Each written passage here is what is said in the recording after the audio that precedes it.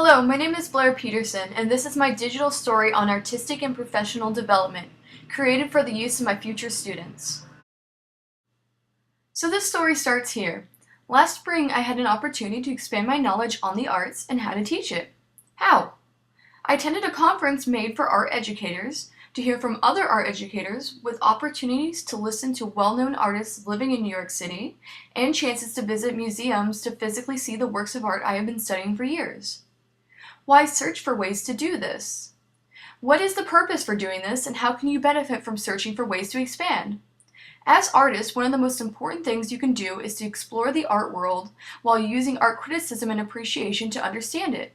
Listening to artists speak of their own work and physically seeing the art pieces is a way to achieve an understanding.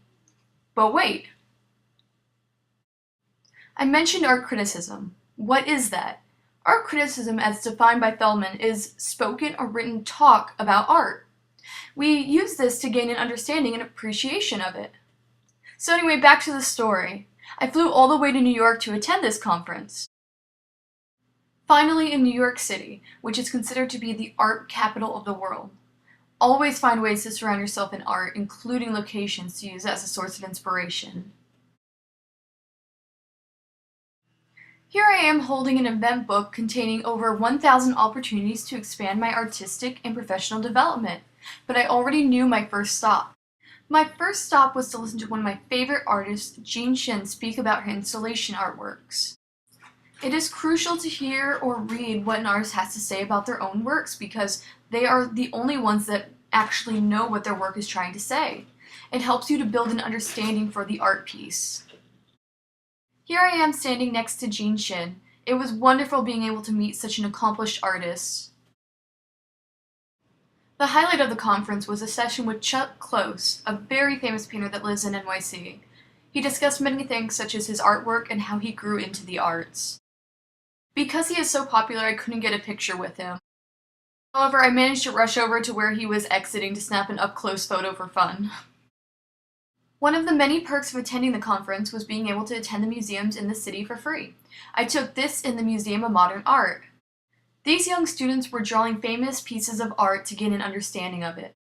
By doing this, you learn to create works like the artist while having time to truly appreciate it.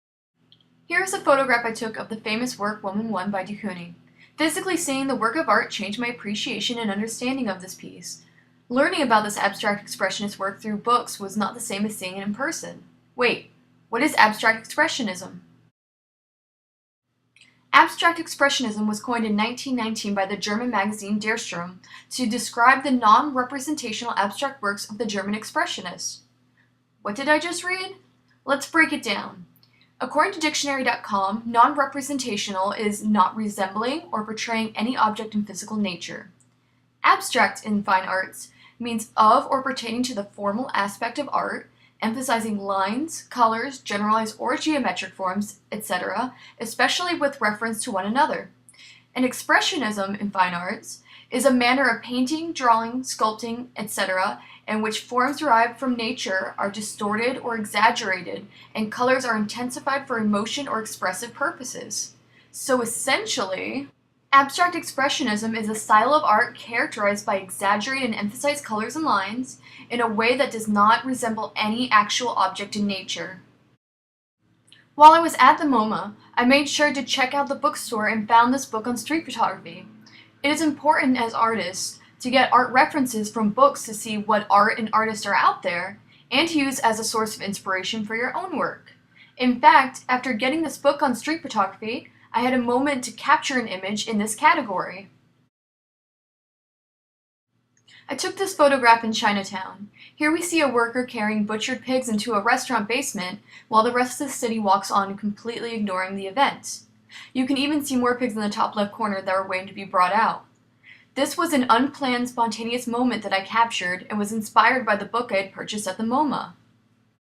That was a brief look into my trip for artistic and professional development. Remember, as artists, it is important to find ways to better understand the art world to improve your own. I hope all of you search for ways to achieve a stronger appreciation and criticism of the work you see. Bin.